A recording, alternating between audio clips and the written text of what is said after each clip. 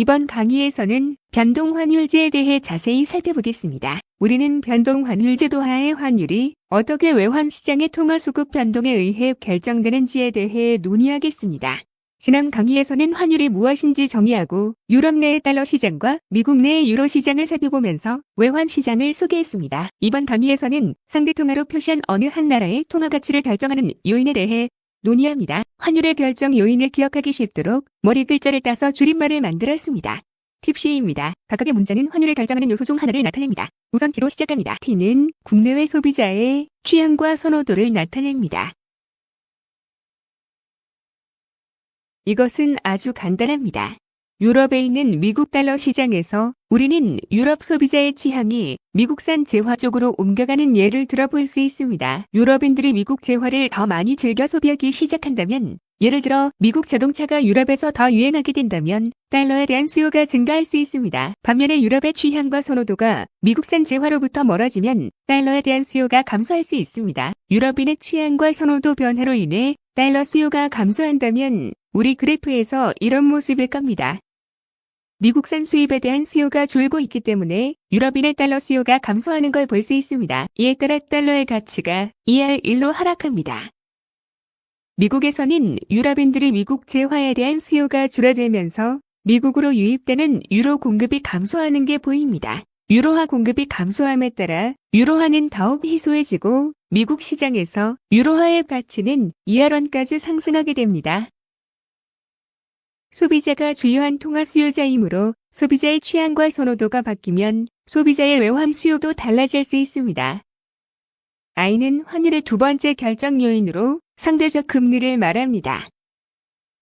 자, 누가 금리를 정할까요? 여러분이 이미 거시경제학을 공부한 적이 있다면 특정 국가의 금리를 결정하는 주요 요인이 중앙은행 정책이라는 것을 알고 있을 것입니다. 여기서 하나의 사례를 봅시다. 유럽 중앙은행이 금리를 조정하면 외환 시장에서 유로화의 가치가 달라질 수 있습니다. 유럽 중앙은행이 금리를 인상한다고 가정할 때, 즉 긴축적 통화 정책을 시행할 경우 금리 인상이 미국 내 유로에 대한 수요와 공급에 어떤 영향을 미칠까요? 유럽의 금리 인상에 반응하는 것은 소비자가 아니라 투자자입니다. 지난 강의에서 배웠듯 투자자는 외국 통화의 주요 수요자여 공급자입니다. 유럽 은행의 긴축적 통화 정책으로 인해 유럽 은행의 자체 자산을 포함한 유럽 자산에 대한 금리가 높아지면 유럽 자산에 대한 수요가 더 많아질 겁니다. 미국 투자자는 유럽 은행에 돈을 맡겨두거나 수익률이 높은 유럽 정부 채권을 매수하려 할 테니 미국에서 유로화에 대한 수요는 증가하게 됩니다. 하단 그래프에서 녹색 곡선이 이동했기에 상단 그래프의 녹색 곡선도 마찬가지로 이동합니다. 현재 수익률이 높은 유럽 자산에 투자하는 데 필요한 유로를 확보하려면 미국인들은 유럽 내의 달러 시장에 미국 달러를 더 많이 공급해야 합니다. 유럽 금리 변화로 인해 유로화에 대한 수요가 증가하고 달러 대비 유로화의 가치가 상승합니다. 마찬가지로 유럽의 금리 인상으로 미국인들은 달러 일부를 유로로 교환하게 되었고 그에 따라 유럽에서 달러 공급이 증가하고 달러의 가치가 하락했습니다. 자, 여기서 명심해야 할 중요한 것은 이것이 상대적 금리라는 겁니다. 만약 유럽 중앙은행과 미국 중앙은행인 연준이 모두 같은 정도로 동시에 금리를 인상한다면 유로와 달러화 사이의 환율이 어떻게 영향을 받을지는 불확실합니다. 왜냐하면 금리 변동에 따라 미국 안팎으로의 자금 유입과 유출이 동시에 발생하기 때문입니다. 그러나 모든 조건은 같은데 국가 A가 국가 B보다 금리를 더 낮추면 국가 A의 통화 가치가 하락할 가능성이 큽니다. 국가 A가 국가 B보다 금리를 더 많이 인상하면 국가 A의 통화 가치가 상대적으로 상승합니다. 투자자들은 금리가 더 높은 곳에 자기 돈을 맡겨두고 싶어 합니다. 따라서 상대적 금리 인상은 어느 한 국가의 통화에 대한 절상을 유발합니다. 반면 상대적 금리 하락은 평가절하를 초래합니다. 상대적이란 말은 다른 나라와 비교한다는 뜻입니다. 투자자들은 금리가 더 높은 곳에 자기 돈을 맡겨두고 싶어 합니다. 금리가 상승하면 그 나라로 투자가 유입됩니다. 금리가 하락하면 그 나라에서 투자가 빠져나갑니다. 다음은 머리 글자 P가 되겠습니다. P는 상대적 물가 수준을 나타냅니다. 또는 상대적 인플레이션율이라고 생각할 수 있습니다. 유럽과 미국 사이의 상대적 인플레이션율의 변화는 유로화와 달러의 환율에 어떤 영향을 미칠까요? 다시 소비자의 입장으로 돌아가서 미국의 인플레이션율이 유럽에 비해 상대적으로 상승하는 시나리오에 관해 이야기해 보겠습니다. 유럽의 인플레이션이 안정된 상태에서 미국 소비자들은 자국의 인플레이션 상승에 어떻게 대응할까요? 미국에서 인플레이션이 높아지면 미국 소비자는 현재 가격이 비싼 미국 재화보다는 유럽 재화로 갈아타고 싶어 할 겁니다. 따라서 인플레이션이 높아지면 통화 가치가 하락합니다. 여기 우리 예제에 대해 생각해 봅시다. 미국에서 인플레이션이 높아지면 미국인은 더 많은 유럽 재화를 사기 위해 더 많은 유로를 요구하게 되어 유로에 대한 수요가 D2로 증가하고 달러 공급이 S2로 증가합니다. 미국의 인플레이션이 높아지면서 미국인들은 유럽 재화를 더 많이 구매하고 싶을 테니 유로화 수요가 증가하고 유로화 가치가 한 번 더 상승하게 됩니다. 유로화에 대한 이러한 수요 증가는 달러 공급의 증가로 이어졌고 그에 따라 달러의 가치가 하락했습니다. 우리는 비슷한 이야기를 거꾸로 말할 수도 있습니다. 만약 유럽의 인플레이션이 마이너스가 됐거나 미국의 인플레이션보다 감소했다면 이는 미국 외환 시장에서 유로화의 가치가 올라갔을 겁니다. 인플레이션의 감소는 평가 절상을 유발할 테고 외국인들은 상대적으로 값싼 귀국에 재화를 더 많이 찾게 됩니다. 인플레이션이 높으면 통화의 가치가 하락하고 인플레이션이 낮으면 평가 절상으로 이어집니다. 이는 국내외 소비자들이 인플레이션이 높을 때는 저가 옵션인 외국 재화를 대체적으로 선택할 테고 인플레가 낮으면 국내 재화를 더 많이 소비하기 때문입니다. 특시에서 S는 투기를 의미합니다. 투기란 투자자가 외국에 투자하거나 외국 재화를 구매하려는 것이 아니라 해당 통화의 가치가 미래에 달라지리라 기대하기 때문에 통화를 사고 파는 것을 말합니다. 따라서 투기는 수입품과 수출품 및 금융자산에 대한 수요와는 별로 관련이 없으며 통화 자체에 대한 수요와 관련이 있습니다. 통화 가치 상승에 대한 기대가 통화에 대한 수요를 증가시켜 평가 절상을 초래하게 된다고 할 수 있습니다. 이상한 소리로 들리겠지만 어떤 식으로든 통화 가치가 상승할 것으로 기대하는 사람이 아주 많다면 그러한 기대는 외환 시장의 투기를 초래할 겁니다. 왜냐하면 외환 투자자들이 해당 통화를 더 많이 사들임으로써 그들이 처음에 기대했던 것과 똑같은 통화의 평가 절상을 초래할 것이기 때문입니다. 반면 통화의 가치 하락에 대한 기대는 공급 확대를 초래합니다. 왜냐하면 해당 통화를 보유한 투자자들은 그 통화가 약세가 되고 가치가 하락하기 전에 그 통화를 매도하기 원하기 때문입니다. 외국인 투자자의 투기는 환율에 영향을 미치는 중요한 결정 요인입니다. 자, 이것은 변동환율제에서 적용됩니다. 귀국의 제도가 관리 변동환율제나 고정환율제라면 투기는 발생하지 않으며 통화의 평가 절하는 발생하지 않습니다. 따라서 투기는 관리 변동환율제나 고정환율제 아래에서는 불가능합니다. 팁시에서 마지막 글자인 Y는 상대적 소득 수준을 나타냅니다. 여러분이 경제학을 꽤 오래 공부했다면 Y가 소득의 줄임말이라는 걸 아실 겁니다. 예를 하나 마지막으로 들어보겠습니다. 유럽에서의 소득 증가 속도가 미국보다 빠르다고 가정해 보겠습니다.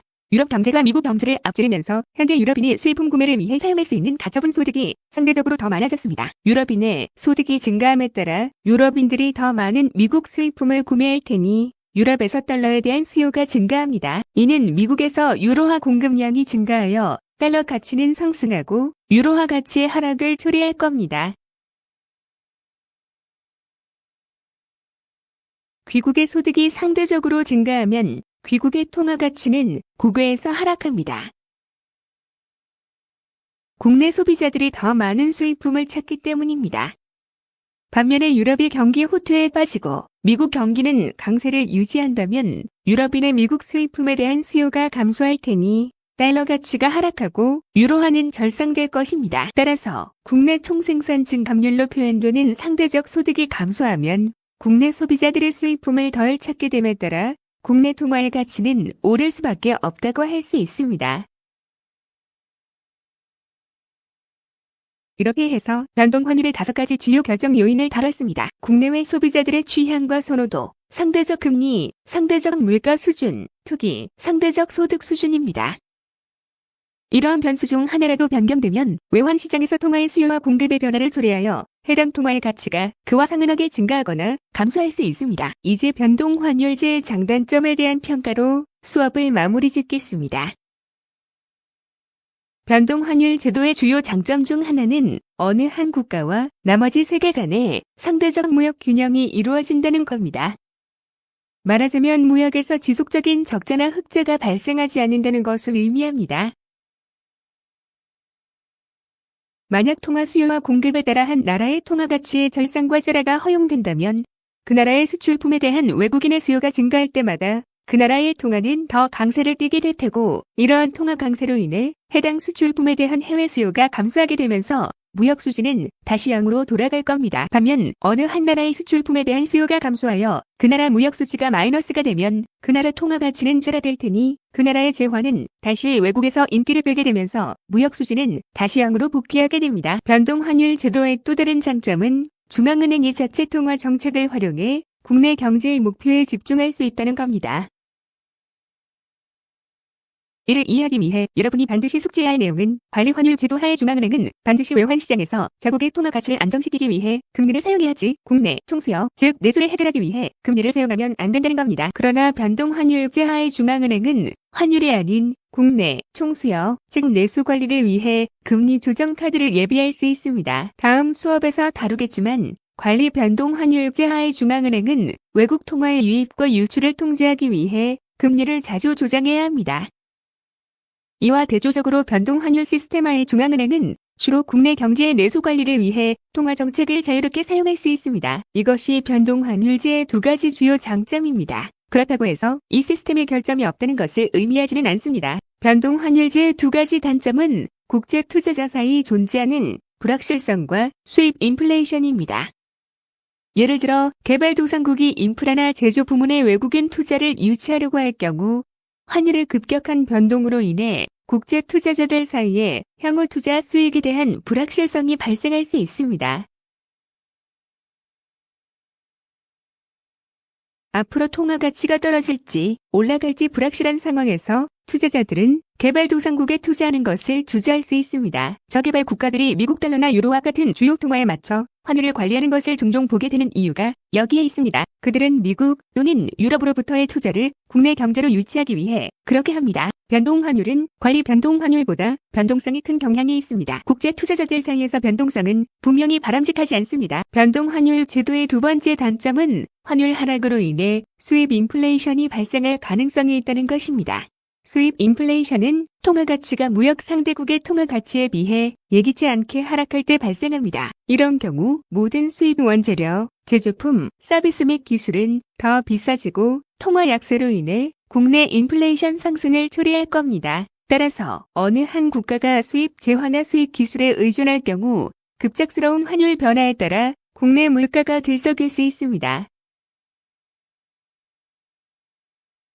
불확실성과 변동성보다 안정성을 선호하는 나라는 종종 관리 변동 환율제를 선택합니다. 어느 한 나라의 목표가 수출 부문의 성장이라면 변동 환율이 최상의 선택이 아닐 수 있습니다.